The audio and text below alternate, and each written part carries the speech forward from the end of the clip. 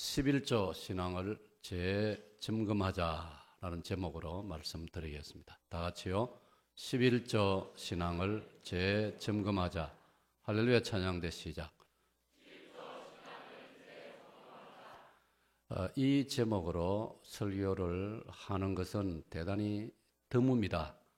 1년은 52주일이기 때문에 성경에 수많은 다뤄야 될 주제가 많기 때문에 11조라는 이름으로만 주일낮 설교를 한다는 것은 대단히 제가 큰 결심을 해야 할 수 있는 것입니다. 그러나 한 2, 3년에 한 번은 해야 되지 않겠나 저는 그렇게 생각하고 오늘 주일 설교의 주제를 11조로 정했습니다. 제가 정했다기보다는 본문에서 바로 11조를 다루고 있습니다. 11조 신앙하면 우리가 이렇게 이해를 하셔야 됩니다. 기독교 신자라고 한다면 크게 두 가지를 몸에 익숙하게 할 줄 알아야 됩니다. 첫째는 주일 성수요, 두 번째는 11조 신앙입니다. 우리가 예를 들어서 자녀를 결혼시킬 때 상대방의 신앙생활이 어떻는가를 속들이 알 수 있겠습니까마는 그 상대방이 예를 들어서 며느리감이든지 사위감이라든지 그 젊은이가 신앙생활을 어떻게 한다더냐? 예, 잘한다고 합시다. 그래, 잘한다고. 그러면 주일 성수와 11조를 한다더냐? 예, 잘하고 있답니다. 그 두 가지를 긍정적으로 대답을 한다면 우선 호기심을 가질 수가 있는 것입니다. 우선 안심할 수가 있는 겁니다. 기본이 되어 있구나. 우리가 신앙의 기본기에 대해서 설교를 한번 한 적이 있는데 기독교 신자라고 한다면 기본적으로 갖춰야 될 큰 두 가지 덕목이 바답니다. 주일 성수, 11조 신앙. 여러분 이것은 세례받을 때 엄숙하게 다루는 문제입니다. 그리고 서약까지 하는 것입니다. 우리가 이제 이런 제가 여러분이 좀 더 강한 인상을 이 주제를 드리기 위해서 이야기를 합니다. 대한민국 남자라고 한다면 제가 2부 예배 때 몇몇 케이스 질문을 해보니까 여반에 제가 물었습니다. 남자에 대한 인상을 남자들은 다 아니까 여자에 대해서 여자분들에게 물으니까 여반에서 말하기를 대한민국 남자는 무뚝뚝합니다. 그렇게 답하는 분도 있고 몇 가지 답이 나왔는데 제가 요구하는 답은 그런 게 아니고 대한민국 남자 하면은 보편적으로 누구나 답을 이렇게 하는 것이 옳습니다. 군대를 가야 됩니다. 그렇습니다. 대한민국 남자의 하나의 랜드마크입니다. 대한민국 남자라면 그게 먼저 오르게 됩니다. 바꾸어 말하면 대한민국 남자로서 군대를 갔다 오지 않으면 이거 참 여러 가지 불편함이 많다 이 말이에요. 왜 불편함이 많으냐? 우선 공직자가 될 수 없습니다.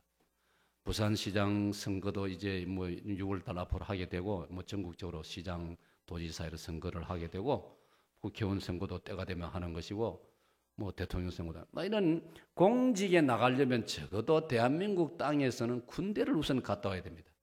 제일 먼저 조사하는 게 이 사람 병력 의무 상황이란 말이에요.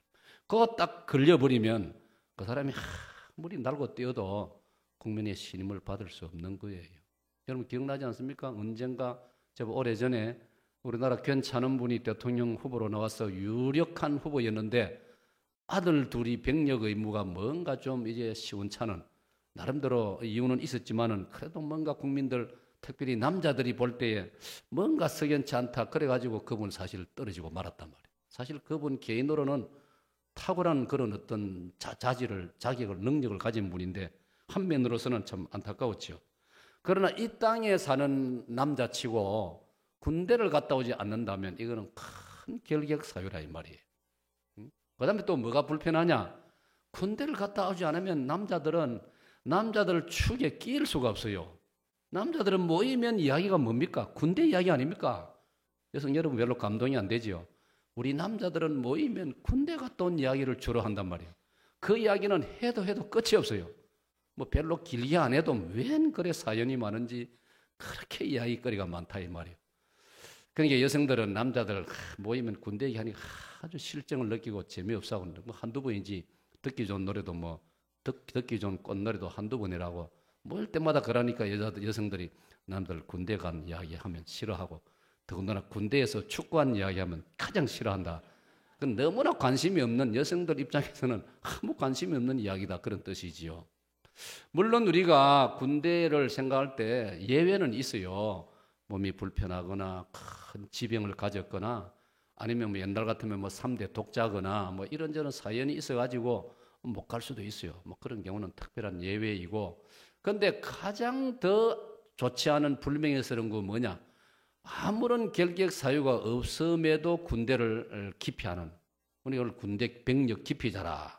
병력 기피라는 딱지가 붙으면 참 이 땅에서 살기가 불편해요. 그것 때문에 평생 마음고생하지 말고 무조건 때가 되면 갔다 와야 되는 거예요. 여러분, 저한테는 그렇게 가르쳐야 돼요. 네가 대한민국 땅에 살려면 무조건 갔다 오너라. 빨리 갔다 올수록 좋다. 그래가지고 그걸 해결을 해놓아야 이 땅에서 남자로서는 발을 좀 뻗고 살 수 있다, 이 말이에요. 여러분, 마치 대한민국 남자 하면은 군대 병력의 의무가 너무나 당연하고 자연스러운 것처럼 기독교 신자, 크리스찬 기독교 신자 하면은 주일 성수와 11조 이 두 가지는 기본 자세라, 이 말이에요. 이게 안 돼 있으면서 만약 자기가 기독교 신자라고 어디 가서 의시되거나 과시한다면 그거는 앞뒤가 맞지 않는 것이다. 그렇게 이야기를 할 수가 있습니다.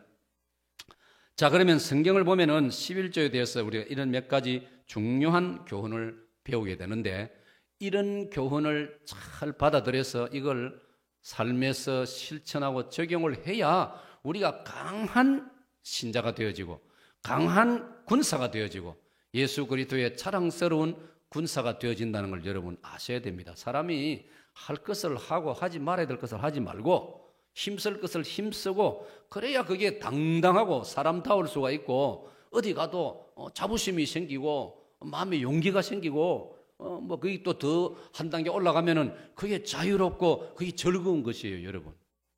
저는 요즘 그 구절을 참 새롭게 묵상하는데 요한일서 5장 3절을 보면은 하나님의 계명은 무거운 것이 아니로다. 우리가 신앙 초보 때는 그 구절 읽으면 이해가 안 되죠. 하나님 계명이 얼마나 무겁습니까? 하나님 계명이 얼마나 힘들게 느껴오지 않습니까? 다가오지 않습니까? 10가지 계명만 해도 우상을 숭배하지 말라, 안식일을 거룩히 지키라, 부모를 공경하지 말라, 간음하지 말라, 도끼하지 말라, 거짓말 하지 말라, 남의 것을 탐내지 말라. 이 뭐 여러분 쉬운 겁니까? 이게 뭐 우리 일상을 살아가는데 참 한 인간으로서 그 10가지 계명을 제대로 지킨다는 게 얼마나 힘듭니까? 그러니까 우리가 계명하면은 10가지 계명 혹은 율법 이렇게 하면은 무겁게 다가온단 말이에요. 그런데 이걸 이제 신앙생활을 하면서 지켜야 된다, 해야 된다, 11조를 해야 된다, 주일 성수해야 된다 할 때에 어느 시점이 되면은 뭐 당연한 걸로 그래 해야지, 내가 뭐 그 당연하지, 그거는 뭐 아침에 자고 나면 세수하듯이 때가 되면은 삼시세끼 밥을 먹듯이 기독교 신자가 주일 성수하고 11조 하나님께 올려드리는 거 너무나 당연하지. 그래가지고 당연한 의무감에서 당연히 합니다. 그런데 이게 어느 시점이 되면은 그 정도가 당연하다는 정도가 아니고 즐거워진다, 이 말이에요. 할렐루야. 주일 성수가 즐거워지는 겁니다. 이사야서 58장 13절에 14절을 보면은 너희가 안식일을 일컬어 즐거운 날이라. 받읍시다. 안식일은 즐거운 날입니다. 할렐루야. 오늘은 안식일 아닙니까? 오늘 주일 아닙니까? 주일은 주의 날이란 말이고 안식일은 말 그대로 편안하게 쉬는 날이라 이 말이에요. 여러분 이 시간 예배를 드리고 여러분 의자에 앉아 계시지만은 뭐 요즘은 뭐 의자도 얼마나 좋습니까? 푹신하고 좋은 의자입니다. 뿐만 아니라 영적으로 이 시간은 정말 자유함을 누리고 주 안에서 여러분의 영이 편안한 시간인 줄로 믿으시기를 바랍니다. 안식일은 즐거운 날, 안식일은 편안한 날이다. 안식일은 기쁜 날이다. 안식일은 하나님이 하늘문을 여시고 우리에게 복을 내리시는 날이다. 아멘. 이 성경 이사야 58장 13절로 14절의 말씀이란 말이에요. 그런데 이 신앙생활이 힘해지고 신앙생활을 게을리하고 신앙생활을 제대로 안 하면은 이게 무겁게 다가오는 거예요. 이거 오늘 뭐 어디 놀러 가려는데 오늘 뭐 저 어디 뭐 등산 가려는데 오늘 막 하루 종일 막 어디 뭐 낚시 가려고 했는데 오늘 또 벌써 주일 됐나? 아이고. 그러기 자꾸 반복되어지면은 그다음부터는 안식일이, 계명이, 하나님의 율법이 무겁게 다가오는 거예요. 여러분, 신앙생활이 무거워서 되겠습니까? 신앙생활이 무겁게 느껴지면 이거 하루 이틀도 아니고 한두 번도 아니고 1, 2년도 아니고 평생 예수를 믿어야 되는데 그거 무거워서 어떻게 할 것입니까? 그러니까 오늘 우리는 이걸 무겁게 느끼지 말아야 되는 거예요. 우리가 이 성경적으로 잘 깨닫고 나면은 안식일은 즐거운 날이다 하는 것처럼 11조도 즐거운 것임을 믿으시기 바랍니다. 진짜 즐거운 거예요. 하나님께 우리가 뭘 드린다 바친다 이거 즐거운 일이에요. 여러분 내가 뭔데 나라는 존재가 뭔데 어째 보면 성경의 그 구절을 보면 어떤 면에서는 우리가 아무것도 아니지 않습니까? 우리가 뭐 내놓을 게 뭐가 있습니까? 우리 자랑할 게 뭐가 있습니까? 인간의 의는 더러운 옷과 같다라고 성경이 말하고 있는데요. 형편없는 우리 아닙니까? 그런 우리가 감히 하나님께 뭘 드릴 수 있다.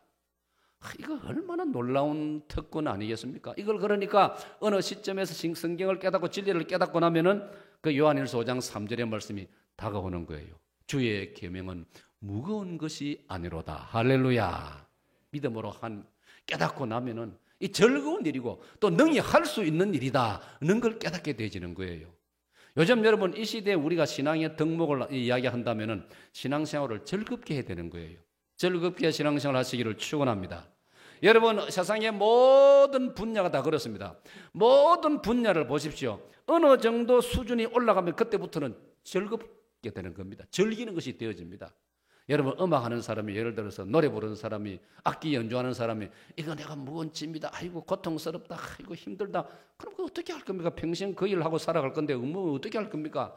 짊어지고 다니는 것도 무거운데 하는 것조차 힘들게 느껴지면 그거 어떻게 할 것이냐 말이에요. 즐겁다 기쁘다. 어느 시점이 되고 수준에 이르면요 즐거워지는 겁니다. 그래서 관중이 청중이 있든 말든 혼자서 즐길 수 있는 거예요. 할렐루야. 그림 그리는 것도 마찬가지고 글 쓰는 것도 마찬가지고 우리 신앙생활도 마찬가지란 말이에요. 부자지만 이 김 목사는 요즘 하나님 은혜 참 많이 주셔가지고요. 저는 즐기고 있습니다. 하나님 말씀 묵상을 얼마나 요즘 즐기는지 모릅니다. 참 하나님 은혜가 참 임하니까 즐거워요. 말씀 묵상이 즐거워요. 신앙생활이 즐거워요. 찬송이 즐거워요. 사실 요즘 하나님 주신 은혜를 제가 생각하면요. 저보고 1시간 동안 찬송 특별 연주하라 해도 할 자신이 있어요. 찬송가 펴놓고 막 1시간 내내 막 찬송만 불러도 얼마든지 할 용의가 있다고요. 왜?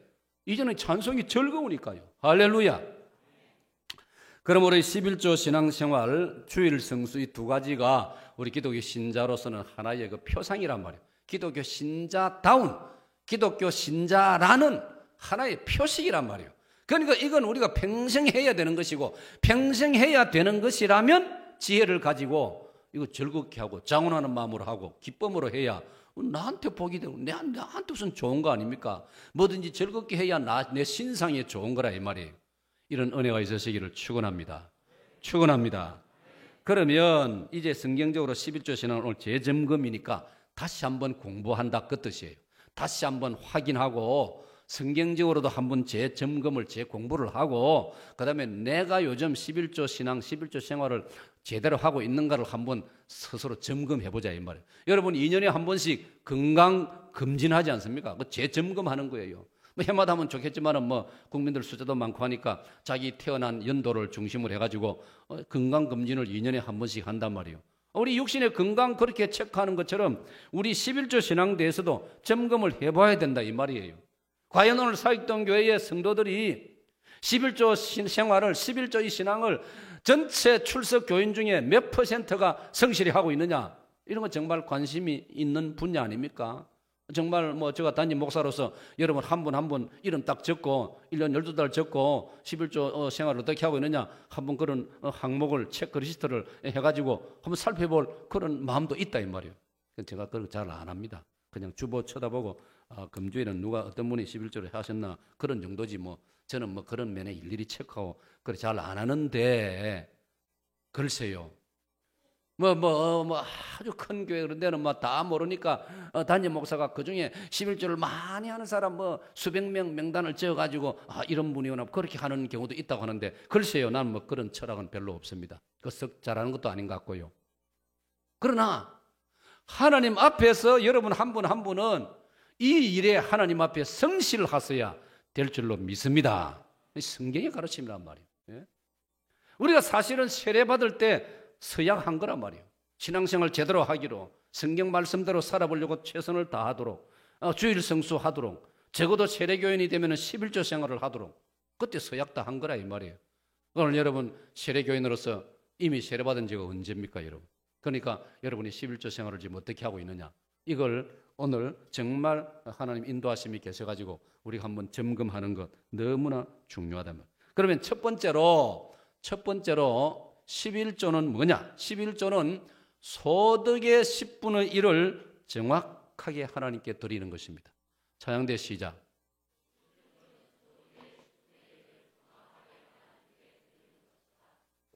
오늘 찬양대 이제 저 대표를 한번 해보세요 한 것은 여러분들이 이제부터 그동안 뭐 잘 안 하는 건 난 모르겠어요. 저는 제 철학은 항상 지금부터입니다. 지금부터 잘하시기를 축원합니다. 그러면 대표로 지금 여러분이 낭독까지 다 했는데 잘해야지요. 우리 전체 같이 합시다. 시작. 11조는 소득의 10분의 1을 정확하게 하나님께 드리는 것입니다. 그렇습니다. 요 11조 할 때 이 뜻이 뭐냐? 이 뜻이 두 가지입니다. 첫째는 이 가지 조자입니다. 여러분 예를 들어서 말이죠. 나무를 한 그루 하나님 우리에게 주셨습니다. 여러분 마당에 하나님이 어느 날 나무 한 그루를 선물로 보내주단 말이에요. 이 사과나무를 심으라. 과일 따먹어라. 그런데 가지가 10개가 가지가 뻗어지면 그중에 한 가지에는 명찰을 써붙여라. 한 가지는 11조라고 써붙여라. 그래서 요 11조라고 써붙여진 가지에 달리는 열매는 전부 내게 바치라. 그게 11조라 이 말이에요. 그 다음에 11조란 말 속에는 두 번째로 무슨 뜻이 있느냐? 세금이라는 뜻이 있습니다. 이 11조를 영어에서 타이드라고 부릅니다. T-I-T-H-E, 타이드라고 부르는데 그 타이드는 10분의 1조, 세금이란 그 세금으로 해석이 되는 단어로 또 쓰인다 이 말이에요. 그러니까 여러분 세금이라는 것은 마땅히 해야 되는 것이고 세금을 냈다고 내가 뭐 밖에 나와 나는 세금 냈다 자랑할 것도 없는 기고 그죠? 그러니까 사실 11조임금은 당연히 마땅히 해야 되는 거예요. 11조 했다고 뭐 자랑할 것도 없고 11조 많이 했다고 칭찬할 것도 없고 아이고 그대는 감옥에 당신은 이렇게 11조를 이번 1월 달에 1000만이나 했습니까? 이렇게 칭찬할 것도 아니라 이 말이에요. 그거는 세금이라 이 말이에요. 하나님이 내게 주신 10가지 중에 하나를 하나님이 구분해서 내게 바치라 했으니까 그냥 바치는 거예요. 너무나 당연한 거예요. 그래서 어떤 그 성경학자나 신학자나 목사님들 중에는 그러므로 11조 뒤에는 헌금이란 말을 붙이는 것은 적절하지 않다. 그렇게까지 주장하는 분이 있어요. 헌금이란 것은 내 마음에서 자원해서 뭔가를 하나님께 드리는 것인데 11조는 그런 게 아니고 아예 이거는 떼놔야 되는 내 수입에서 열의 하나를 떼놓아야 돼요. 떼놓아서 하나님께 마땅히 하나님께로 올려드리는 것이기 때문에 이거는 굳이 헌금이라고 말할 필요 없이 그냥 11조다. 11조 세금이다. 예를 들어서 그렇게 해석할 정도로 이것은 너무나 하나님 앞에서 우리가 마땅하고 당연한 것이다 라는 사실을 우리가 잊지 말아야 하는 거죠. 두 번째로 11조는 어떻게 해석이 되느냐? 11조는 다 같이요. 11조는 성경에서 분명하게 명령하는 것이므로 우리는 정직하게 실천할 뿐이다. 성도 여러분, 여기에 제 강조점이 뭐냐면 분명하게 명령하는 것입니다. 여러분, 너무나 이거는 뭐 우리가 사족을 붙일 필요가 없어요. 예? 우리가 여기 뭐 다른 뭐 이런저런 말을 붙일 필요가 없어요. 11조는 무조건 하라. 이게 성경의 명령이라, 하나님의 명령이라 이 말이에요. 하나님의 명령입니다, 여러분. 예?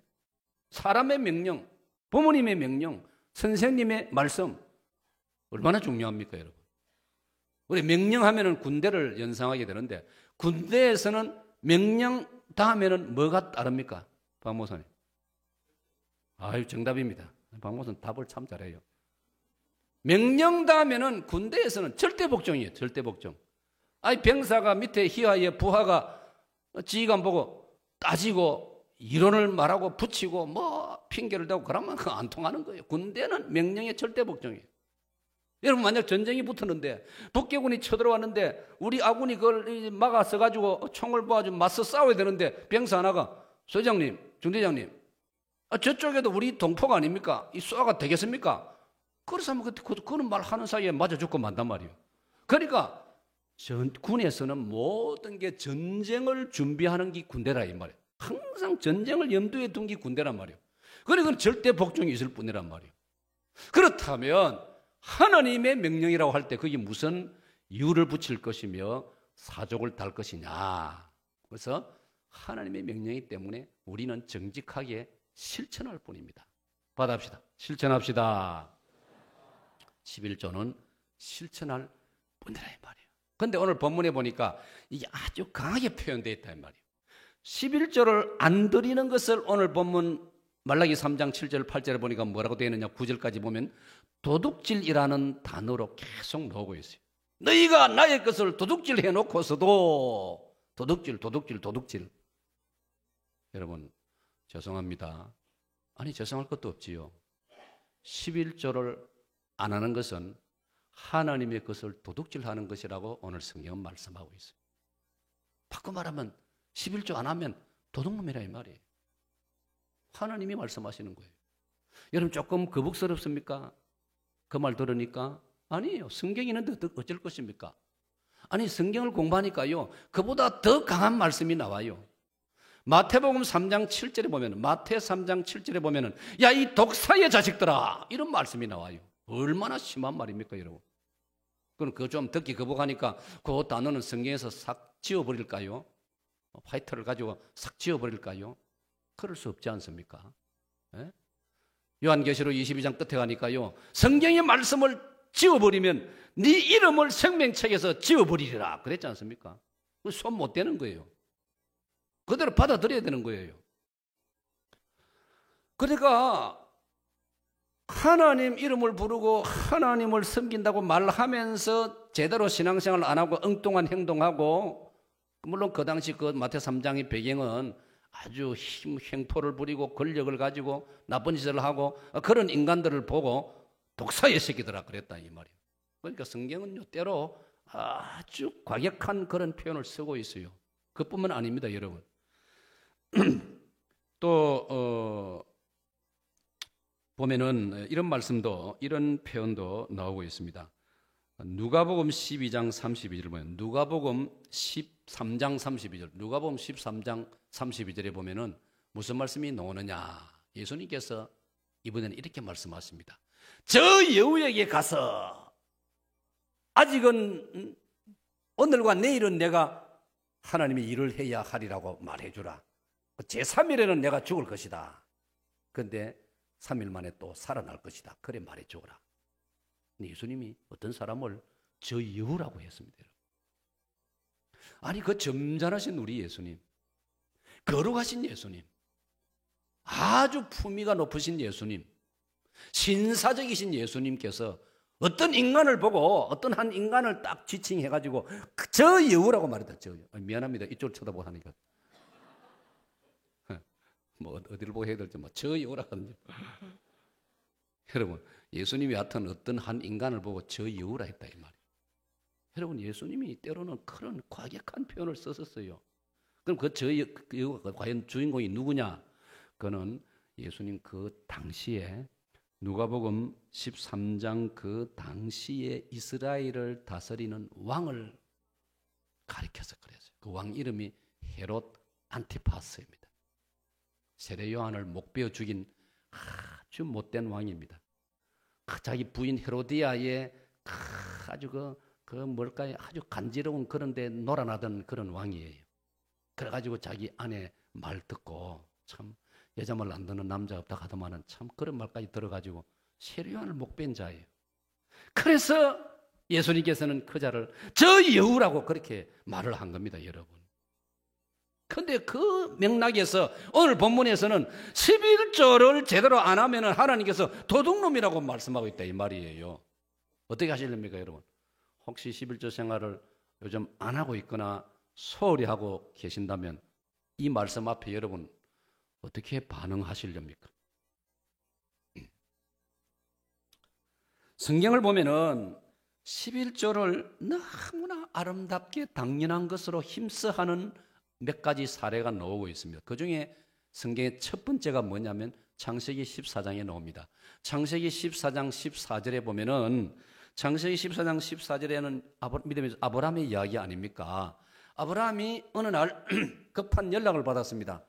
아브라함이여, 아브라함이여, 당신의 조카 롯이 지금 전쟁 포로로 잡혀 끌려갔습니다. 멀리까지 잡혀갔습니다. 다마스커스까지 끌려갔습니다. 그 소식을 듣고 아브라함은 앞뒤 재일 것도 없이 바로 서둘러 가지고 자기 집에 있는 군사들, 옛날에도 그 부잣집에는 옛날에 사병이 있었지 않습니까? 개인 병사라면, 개인 군대라면. 그 개인 군대가 아브라함 집에 318명이 있었어요. 이 군사를 이끌고 막 추기에 달려갔단 말이에요. 참 그 장면 창세기 14장 보면 놀라워요. 4개국 연합군인데 엘람 왕 그들라오멜을 비롯해가지고 우리 새벽기도에 좀 그 본문이 우리가 다루고 있는데 그 4개국 연합군이 강력한 군대입니다. 이들이 쳐들어 내려와가지고 소돔성을 정복하고 거기 있는 사람들을 다 잡아가는 중에 롯도 거기에 같이 포함돼서 그에 끌려갔단 말이에요. 재산도 다 빼앗기고. 그 소식을 듣고 아브라함이 뒤쫓아가가지고 놀랍게도 하나님 은혜로 쳐부시고 조카를 구해옵니다. 재산도 찾아옵니다.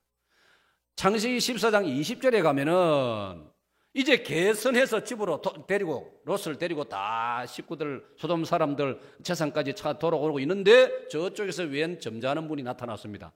알고 보니까 누구냐? 제사장 멜기세덱입니다. 받합시다. 제사장. 여러분 보세요. 구약시대인데 말이에요. 요즘 이사 우리가 신학교도 있고 목사도 많고 예배당도 지어져 놓고 찬양대도 있고 모든 제도와 조직이 갖추어져 있다면 신앙생활 하기에 얼마나 좋습니까? 그런데 그 창세기 때 뭐가 그런 게 있겠습니까? 그래도 이 아브라함은 신앙적으로 영적으로 얼마나 예민하고 잘 이렇게 영성이 깨어 있는지 제사장을 보자마자 알아차렸단 말이에요. 아이고 저분이 제사장이구나. 글쎄요, 요즘처럼 제사장이라고 무슨 가운을 입고 로마 교황처럼 화려한 옷을 입고 그런 것도 아니에요. 옛날인데 뭐가 있겠습니까? 그런데 아브라함은 알아보고 그 제사장 멜기세덱에게 인사를 하면서 자기가 가져오던 전리품, 그 전쟁에서 얻은 모든 재물의 11조를 제사장에게 바쳤다 이 말이에요. 할렐루야. 그게 아브라함이 계산하고 따져보고 바칠까 말까 이거 아닙니다. 누가 바치라 했습니까? 멜기세덱이 나한테 11조 좀 달라 했습니까? 아브라함 너무나 자연스럽게 11조를 드리는 장면이 나옵니다. 여러분 그랬더니 이 멜기세덱이 너무나 기뻐서 아브라함에게 다 마음껏 축복하는 장면이 나오지 않습니까? 이 기사가 이 장면이 너무나 감동적이기 때문에 히브리서 읽어보면 히브리서 7장에 이 사건이 다시 거기에 설명이 또 되고 있다 이 말이에요. 그 다음에 창세기 28장을 보면은 창세기 28장 22절에 보면 이렇게 기록되어 있습니다.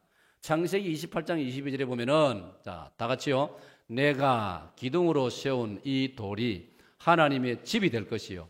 하나님께서 내게 주신 모든 것에서 10분의 1을 내가 반드시 하나님께 드리겠나이다 하였더라. 이거는 이제 손자입니다. 손자. 아브라함의 손자 누구지요? 야곱입니다. 아브라함의 손자 야곱이 할아버지와 같은 맥락의 11조 신앙의 자세가 딱 되어 있는 거예요. 지금 이 야곱은 요즘 말로 말하면 이제 아직 실업자입니다. 아직 직장도 구하지 못했어요. 창세기 28장 읽어보면 안 그렇습니까? 지금 도망 중에 있습니다. 자기 집 브엘세바에서 도망치고 있습니다. 외가댁이 있는 멀리 떨어져 있는 요즘 말로 말하면 다른 나라입니다. 바단 아람이라는 곳으로. 지금의 예루살렘 근방에서 예루살렘보다 조금 남쪽 근방에서 저 북쪽 오늘의 터키 있는 쪽까지 시리아 터키 국경지역 그쪽이 지금 바단 아람인데 옛날에 거기에 있는 자기 외가댁으로 지금 도망가고 있어요. 형님하고 싸움을 해가지고 치고받고 싸운 건 아니지만 형님 에서를 속이고 눈이 침침하고 세상 떠날 날이 다 된 아버지 이삭으로부터 그 당시에는 족장의 기도가 있거든요. 하나님께서 족장을 통해서 복을 주신다. 그건 장남에게 주는 축복 기도예요. 그런데 이걸 동생인 작은 아들인 야곱이 가로챘지 않습니까? 이걸 나중에 알게 된 형이 복수의 칼을 갈고 이놈 죽여버리겠다. 만나기만 부닥치기만 해봐라 죽여버리겠다. 그걸 낌새를 알아차린 어머니 리브가가 야 이러다가는 칼부림 나면 하루아침에 우리 집에 아들 둘 다 잃어버리겠다. 그래가지고 야곱을 도망시키는 거예요. 그 도망가는 중에 장면이 창세기 28장 아닙니까? 그 야곱이 그날 밤에 그 들판에서 첫날을 지내는데 자기 난생 처음 그런 고생 경험 위험한 상황에서 하룻밤을 지내야 된단 말이에요. 근데 하나님의 긍휼로 그날 하나님이 임재하십니다. 하나님이 야곱을 찾아오십니다. 할렐루야, 할렐루야. 우리 신앙 여정에서 때로 고난이 다가오고 나는 망했다 싶은데 사면초가에 갇히게 되어지고 앞뒤를 바라봐도 아무 희망이, 날 도와주는 사람도 없고 이런 경우가 있을 수 있습니다. 그런데 놀랍게도 믿음의 사람에게는 그 때가 바로 하나님이 날 찾아오시고 날 만져주시는 때임을 믿으시기를 축원합니다. 여러분, 야곱이 이런 고난의 날이 아니었다면 어떻게 하나님의 임재를 경험할 수 있겠습니까? 만약 야곱이 이날 밤에도 자기 집에서, 요즘 말로 말하면 안방에서 뜨뜻한 장판 방 위에서 그런 온돌방에 들어누워가지고 편안히 어머니가 해주는 밥 먹고 간식 먹고 이래 들어누워 있으면 그게 하나님이 임재하시겠습니까? 고난의 자리에, 고난의 시간에 하나님은 찾아오시는 줄로 믿습니다. 그러므로 우리 신앙세계는 고난도 축복이라는 걸, 고난도 은총이라는 걸 우리는 깨달아야 되는 겁니다. 그래서 이 하나님을 경험하고 나니까 이 야곱이가 너무 영적으로 흥분한 것입니다. 영적으로 감격스러웠던 겁니다.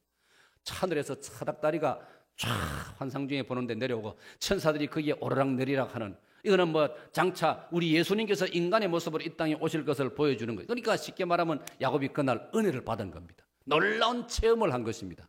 그래서 그게 너무 기분이 좋고 너무나 만족하고 흡족해서 지난밤에 그 전까지 느꼈던 외로움이나 고독이나 두려움이나 공포나 이게 다 사라지고 이제는 은혜 충만하고 용기 충만한 야곱으로 변화된 줄로 믿습니다. 그러니까 누가 시켜요? 전에 같으면 부모님이 시켰죠. 야야 야곱아 일어나라, 깨어라 예배드리자. 야곱아 오늘은 안식일이다, 오늘은 하나님께 제단 쌓는 날이다. 야 야곱아 뭐 하느냐, 옷 갈아입고 세수하고 빨리 오너라. 옛날에는 그래 했겠죠. 근데 지금 뭐 자기 스스로 야곱이 그날 아침에 일찍이 자기가 밤에 잠작때 누워 베게 했던 그 돌을 세워서 기둥으로 세우고 이걸 여기에 하나님의 집이 될 것이, 이 자리에 하나님의 집이 될 것이요, 하나님이 내게 주시는 모든 것에서 10분의 1을 받합시다. 내가 반드시 하나님께 드리겠나이다. 할렐루야. 내가 받는 앞으로 모든 것에서 10분의 1을 하나님께 반드시 드리겠나이다. 아까 말씀드렸죠. 아직 야곱은 첫 봉급도 받아보지 못했습니다. 이 길로 가가지고 바단 아람으로 가가지고 여삼촌 댁에서 여삼촌 라반의 집에서, 여러분 사실은 수년 동안 그 임금도 없이 월급도 받지 않고 봉사해 주지 않습니까? 그러다가 이제 마지막에 이제 세월이 돼가지고 이제 자기 재산이 좀 거기서 이제 모아지기 시작하고 그랬는데, 야곱은 벌써 이때에 내가 앞으로 돈을 벌게 되면, 내가 앞으로 수입을 하나님이 주시게 되면은 반드시 하나님께 드리겠나이다. 할렐루야. 이게 정상적인 신앙인들의 흐름이란 말이에요. 정상적인 이 신앙 계보의 흐름이 이렇더란 말이에요. 아버지 아브라함이 가졌던 그 11조 신앙을 아들 이삭이 가졌고 손자 야곱이 그대로 이어받고 있는 것을 여기서 발견하게 되어지는 겁니다. 사랑하는 여러분, 또 우리가 느헤미야로 넘어가면은 느헤미야, 구약성경 느헤미야 12장 44절을 보면은, 느헤미야 12장 44절을 보면 이렇게 기록됩니다. 다 같이 읽겠습니다. 시작.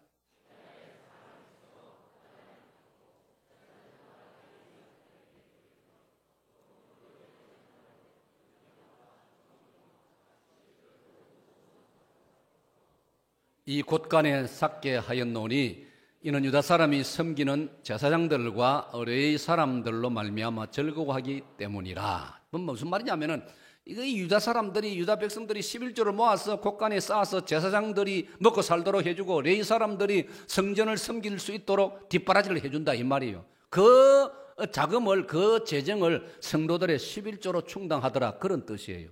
그런데 느헤미야 12장 44절은 상황이, 역사적 배경이 뭐냐? 이스라엘 백성이 바벨론에서 70년 포로 생활하다가 하나님의 은혜로 고향 땅으로 돌아온 사람들이에요. 느헤미야가 인솔자가 돼가지고. 당시에 느헤미야는 페르시아 땅에서 바벨론이 이제 또 페르시아로 바뀌어지거든요. 바벨론은 무너지고 페르시아, 요즘 말로 말하면 이라크가 무너지고 이란이 다시 득세를 한 거예요, 역사상. 그래서 나라 이름을 페르시아라. 그리고 페르시아 땅에 이 느헤미야는 출세했어요. 왕 옆에서 측근해서 왕의 특별 비서가 된 거예요. 왕의 술을 맡은 관리가 된 거예요. 왕 마시는 음식이니까 얼마나 신뢰를 받았으면 그런 일을 맡아 하겠습니까? 그러나 이 느헤미야는 이 페르시아 땅 수도가 그 당시 수산성인데 거기서 요즘 말로 말하면 좋은 아파트에서 좋은 환경 속에서 출세해가지고 떵떵거리고 그 사람이라 누구나 그거 좋지요. 그렇게 살고 싶지요. 그런데 느헤미야는 신앙의 양심을 가진 사람이에요. 내 고향에는 내 부모님의 고향 예루살렘은 이 바벨론 군대에게 페르시아 군대들에게 짓밟혀가지고 다 무너지고 엉망이고 성전도 파괴지고 성벽도 예루살렘 성벽도 다 무너지고 백성들은 굶어 죽고 말이 야단 법석이고 근데 내가 여기서 나 혼자 잘 살 수 있느냐? 어느 날 느헤미야 1장 보면 그 기도하는 중에 결심하지 않습니까? 왕의 허락을 받고 돌아갔단 말이에요. 그래가지고 이제 백성들을 지휘 인솔 해가지고 성벽도 재건하고 하나님 앞에 예배도 제대로 드리고 성전 제도도 다시 이제 손발을 맞추고 물론 이제 제사장인 에스라와 같이 손발을 맞추고 그래 한단 말이에요. 그런데 저 놀라운 것은 12장 44절에 그런 아직까지 정돈이 되지 않고 아직까지 개인적으로 말하면 뭐 집도 정리가 안 되고 개인 집도 아직 마련이 안 되고 말이지 뭐 텐트 치고 뭐 이런 사실 난민 비슷한 그런 상황인데도 11조를 정직하게 하고 있다는 걸 느헤미야 12장 44절이 보여주고 있다 이 말이에요.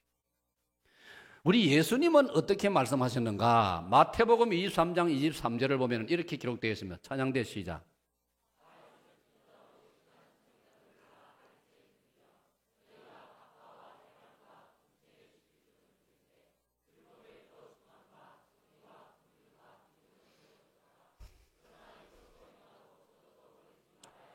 아멘. 자, 다시 23절을 봅시다. 23절에 보면 뭐라 됐냐? 이스라엘 사람들이, 바리새인들이 예수님께서 그 당시 보실 때 서기관 바리새인들, 이 사람들의 그 신앙생활, 이 사람들의 그 11조 생활이 얼마나 철저했느냐? 너희가 박하와 회향과 근처의 11조는 들이되, 요 말은 11조 잘하고 있다 이 말이에요. 그래 아까 끝에 읽었지만 이것도 잘하고 저것도 잘하고 11조 계속 잘하라고 말씀하지 않습니까? 거기 이 서기관 바리새인들 정통파 유태인들이 11조 생활을 어느 정도로 잘하느냐? 저 보세요.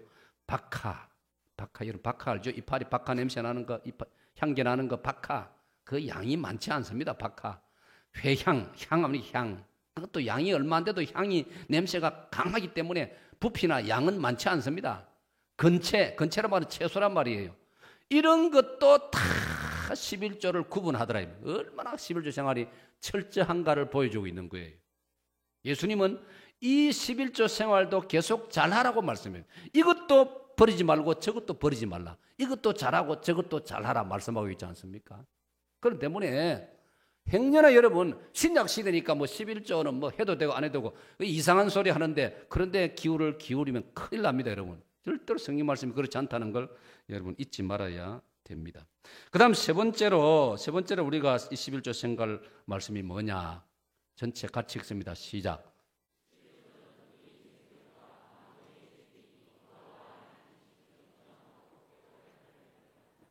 자, 11조를 드리는 요 속의 의미가 뭐냐? 중요한 교훈이 뭐냐? 우리 인생들과 만물의 주인이 여호와 하나님이신 것을 인식하고 고백하는 놀라운 뜻이 거기 있는 것입니다. 받아봅시다. 내 인생의 주인은 하나님이십니다. 믿으십니까? 저는 그렇게 고백합니다. 저는 그렇게 믿고 있습니다. 내 인생의 주인은 하나님이시다. 시편 31편 15절에 나의 시대가 주의 손에 있사오니 행악하는 자의 손에서 나를 건져 주옵소서. 할렐루야. 우리 인생이 하나님께 있습니다. 내가 하고 싶다고 다 되는 것도 아니고 내가 하기 싫다고 안 할 수 있는 것도 아니고 내가 가지고 싶다고 다 가질 수 있는 것도 아니고 내가 가지기 싫다고 내가 안 가질 수 있는 것도 아니고 내 인생의 주인이 하나님이시라는 걸 여러분 믿으시기를 축원합니다. 11조가 뭐냐? 나의 인생은 내가 주인이 아니고 하나님이 있습니다 하는 그 내 마음과 내 입술의 고백이 이 11조 예물로서 하나님 앞에 증거물로 내가 내어놓는 것이라 이 말이에요. 이거 없이 말만 가지고 그러면 안 된다 이 말이에요. 그래 우리 인간관계에서도 그렇게 하지 않습니까? 아 이건 뭐 말만 그 말 들으면 서로가 자존심 상하고 미안하기도 하고 안 그렇습니까? 말만 가지고 뭐 말만 해가지고 그러지 않습니까? 그래서 말만 하지 말고 한턱 내라 그러지 않습니까? 어제 당회하는 당회 마치네 우리 박 목사 보고 박 목사 한턱 내라 그래서 선임 목사가 됐거든요. 사익동교에서 선임 목사 되려면 얼마나 많이 기다려야 됩니까? 그 선배 순서대로 하기 때문에. 예? 어떤 목사들은 선임 목사 못 해보고 다른 데로 또 담임 목사 맡아 가든지 그래 하지 않습니까? 우리 박 목사님 이제 선임 목사 됐단 말이에요. 한턱 내겠대요. 그것도 좋은 일이지 뭐.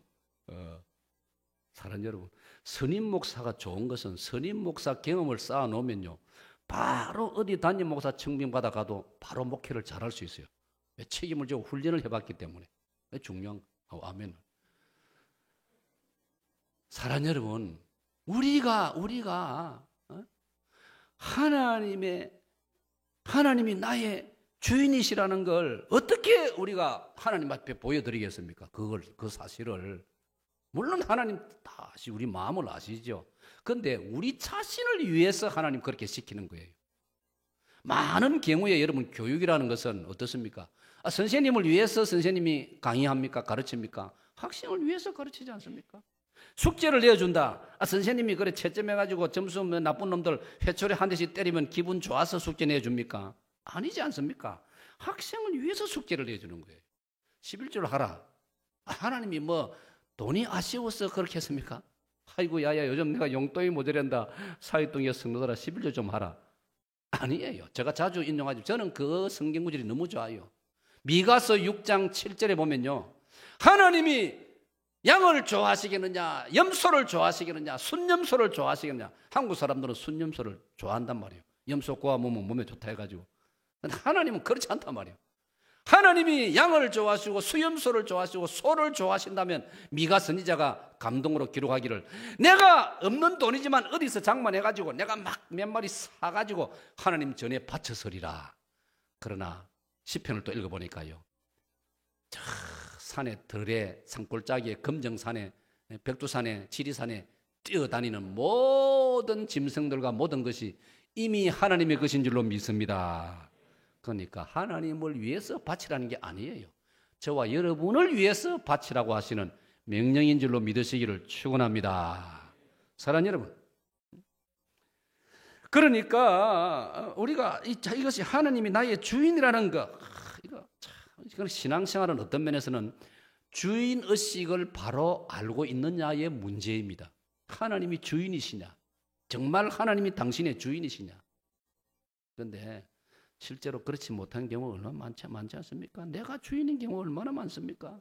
내가 목소리 크고 내가 주장하고 내 고집, 내 기분, 내 자존심 더 중요시하고 오늘 내 기분 상했단 말이야. 교회 전체 유익보다는 내가 오늘 기분 상했고 내가 오늘 자존심 상했단 말이야. 여러분, 내 기분, 내 상처, 내 자존심이 별로 중요한 거 아니에요. 하나님의 뜻이, 하나님의 어떤 영광이, 그게 중요한 것 아닙니까? 그것 제대로 알고 살아라고 우리를 예수님 믿게 만들어 주신 것 아닙니까? 할렐루야. 예수님 모를 때 우리가 엉망이었죠. 그때는 뭐 다 우리가 뭐 내 마음대로 살고 뭐 형편없었죠. 근데 예수님 믿는다는 것은 주인이 누구냐 이 말이에요. 주인이 누구냐? 내 인생의 주인이 누구냐? 이게 중요한 문제입니다, 여러분. 안 그러면 인생을 방황하는 거예요. 인생을 헤매는 거예요. 오늘 저와 여러분은 인생의 주인이, 나의 주인이 하나님이시라는 걸 믿는 성도들이 되시기를 축원합니다. 만물이 주에게서 나오고 주로 말미암고 주에게로 돌아가나이다. 할렐루야. 얼마나 분명하지 않습니까? 그 11절은 그걸 고백하는 것이란 말이에요. 그래서 저는 이 찬송을 참 좋아합니다. 이 찬송을 좋아해가지고 제가 참 자주 부르고 싶고 그런데요. 모든 것이 주께로부터 왔으니 이 예물을 주께 드리나이다. 아멘. 잘 부르지요? 여러분 이제 잠 깨우려고 한마디. 모든 것이 어떻게 했다고요? 주께로부터 왔어요. 바랍니다. 모든 것이. 이것은 빼놓고 이것도 빼놓고 아니고 모든 것이 주께로부터 왔다. 우리 자녀도 주께로부터 왔다. 자녀도 주께로부터. 예? 그제 저 영도 땅끝교회 그 김 목사님 방송 설교에 들어보니까 목사님 우리가 모르던 사실을 자기가 이야기하더라고요. 목사님 자기 자신도 너무 몸이 아픈 적이 많고 목사님 그래요. 남들은 자기를 목회 성공하고 뭐 칭찬도 많이 하는데 남들이 자기를 잘 모른다고 그래요. 자기는 하나님이 왠지 모르게 자신도 몸이 많이 아프고 자녀들도 보니까요, 얼마나 큰 병을 앓고 또 뭐 며칠 있으면 또 수술도 받고 뭐 그런 것들이요. 그런데 목사님 말씀 뭐냐, 요지가 처음에는 그게 힘들고 자존심도 상하고 남 교인들 보기도 부끄러운데 요즘은 그게 아니라는 거예요. 이것도 하나님께서 나에게 은혜를 주신 하나의 방편이다. 그래 깨닫고 요즘은 걱정은 아주 중요한 말 하더라고요. 걱정은 하지만은 두려워하지는 않는다. 그건 참 좋은 표현 아닙니까? 사람이기 때문에 걱정은 되죠. 이거 아프고, 이거 내일 모레 또 수술 받아야 되고, 재수술 받아야 되고, 이런 사람이 걱정은 되는 거예요. 그러나 두려워하지는 않는다. 하나님을 경험했기 때문에 두려워하지는 않는다. 할렐루야. 할렐루야. 우리가 하나님이 나의 주인이시라는 걸 우리가 깨닫고 나면은 그런 단계로 나아간다 이 말이에요.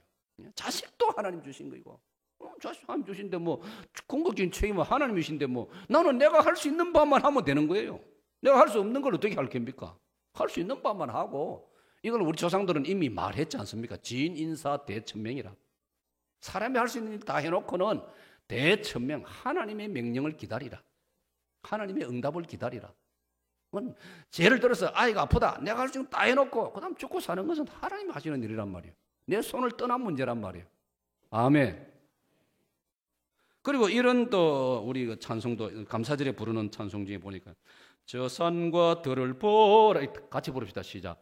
저 산과 들을 보라 참 아름답구나. 길가에 고운 꽃도 주님의 솜씨라. 저 공중 나는 새도 다 먹여주시니 그 사랑하는 자녀 돌보지 않으랴.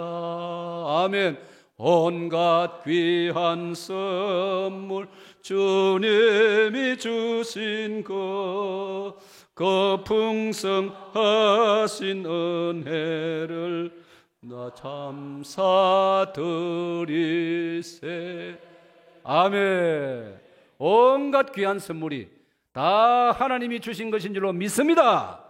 그러니까 욥기 1장 2장에 뭐라 고백했습니까? 내가 빈손으로 왔다가 빈손으로 가오매 하나님을 찬양할지라. 주신 자도 여호와시요 취하시는 자도 여호와시다. 내 것이라고는 아무것도 없단 말이에요. 그러니까 우리 11조를 들을 때도 사실은 이걸 잊지 말아요. 하나님 10개가 다 하나님 것인데 하나님께서 9개는 내 자율로 쓰도록 해주시고 1개만 하나님이 주인 되신다는 증거로 바치라 하시니 감사하옵나이다. 할렐루야. 만약 여러분 성경에 10의 5를 바치라 하면 어쩔 깁니까? 안 바치고 되겠습니까? 우리가 하나님을 나의 하나님 나라로 우리가 가야 될 사람들인데, 그래 10의 5조가 아니고 열에 하나만 바치라 하니 얼마나 다행입니까? 할렐루야. 네? 해석을 이래 해야 된다고요. 그래야 신앙생활이 자유롭고 즐거워지는 거예요. 자, 한 가지만 더 하겠습니다. 자, 5번으로 넘어가겠습니다. 5번으로. 사실, 이제 방송실에 5번 나왔네요. 다 같이 읽습니다. 시작. 사실 11조는 하나님께서 우리를 축복하고 싶어서 제정하신, 자, 찬양대 한 번 더.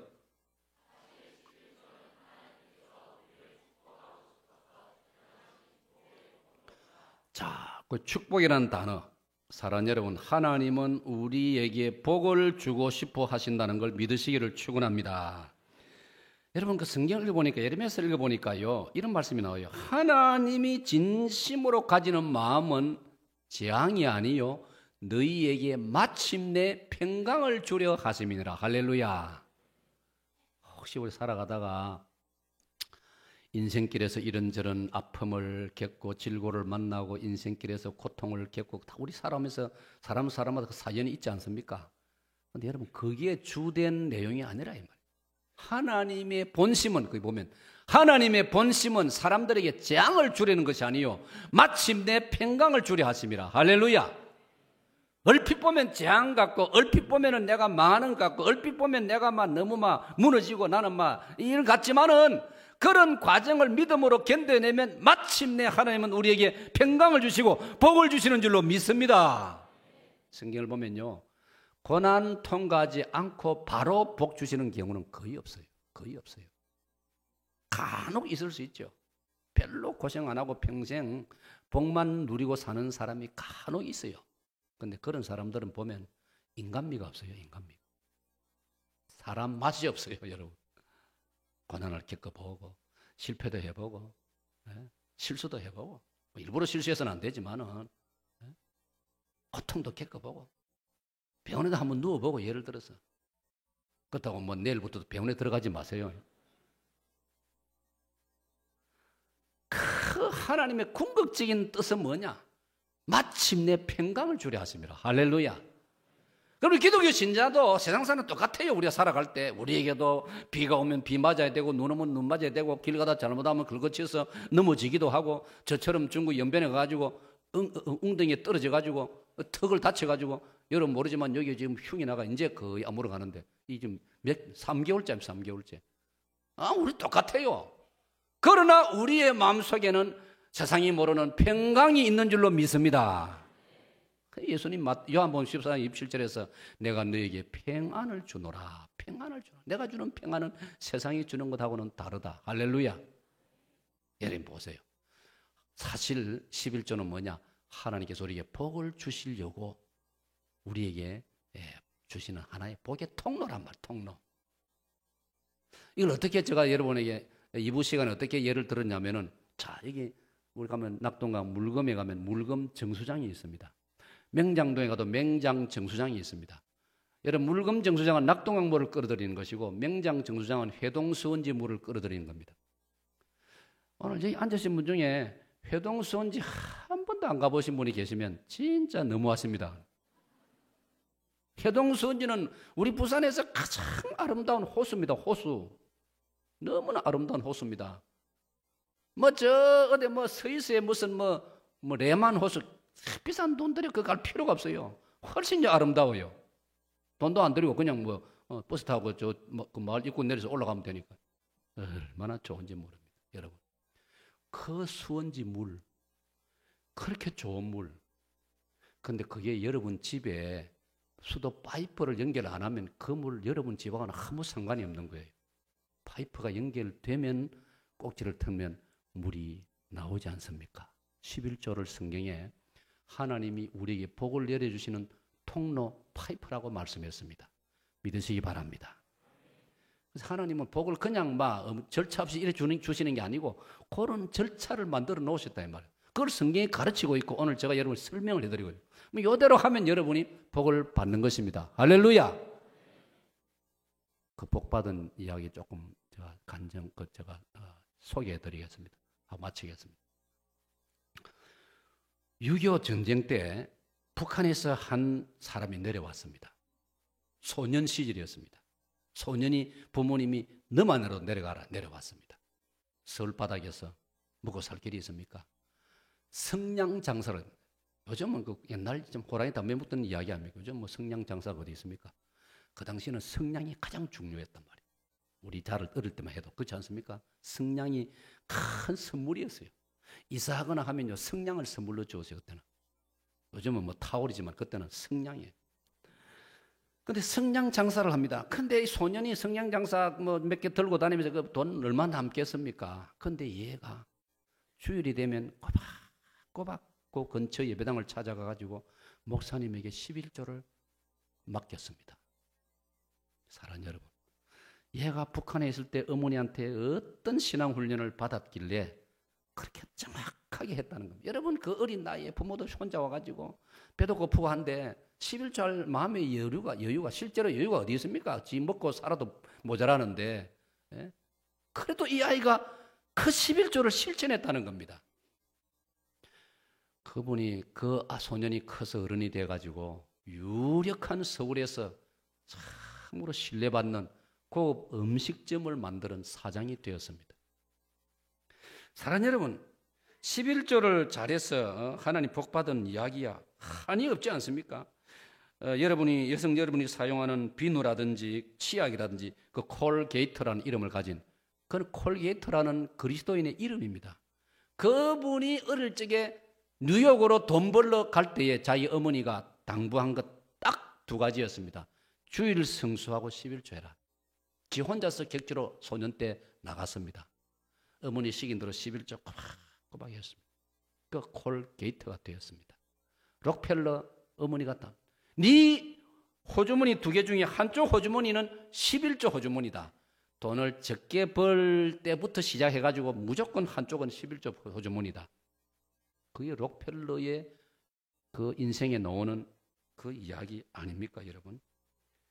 여러분, 유태인들이 왜 세계의 물질을, 재산을 다 가지고 있습니까? 유태인들은 11조를 너무나 당연한 줄로 알고 하나님께 드리고 있습니다. 오늘 2014년 우리나라가 세계에 10등 가는 그런 부자 나라가 되었습니다. 우리가 열심히 일했습니다. 우리 부모님들 세대가 열심히 일했습니다. 그것이 다가 아닙니다. 열심히 한다고만 됩니까? 한국 교회가 하나님께 11조를 드렸습니다. 하나님이 이 땅에 복을 주신 줄로 믿습니다. 북한에는 1945년 공산주의가 들어오면서 지금까지 69년 동안 11조 할 줄을 모릅니다. 그러니 아무리 일해도 복을 받지 못합니다. 굶어 죽고 있습니다. 성경대로입니다. 사랑하는 여러분. 오늘 저는 여러분에게 11조에 대한 설교를 드렸습니다. 결론적으로 다시 한번 강조하고 싶은 것은 요한일서 5장 3절의 말씀, 하나님의 계명은 무거운 것이 아니로다. 이사야 58장 13절에 안식일을 일컬어 즐거운 날이라, 기쁜 날이라, 안식일에 오락을 금하고 안식일에 하나님을 예배할 때 하나님이 하늘에서 기뻐하사 우리를 기쁨의 축복으로 함께 하시겠다는 그 약속처럼 주일 성수와 더불어 11조 역시 저는 내용이 똑같다고 봅니다. 받아 11조는 즐거운 것입니다. 즐거운 것입니다. 이 은혜를 여러분 다 누리시기를 축원합니다.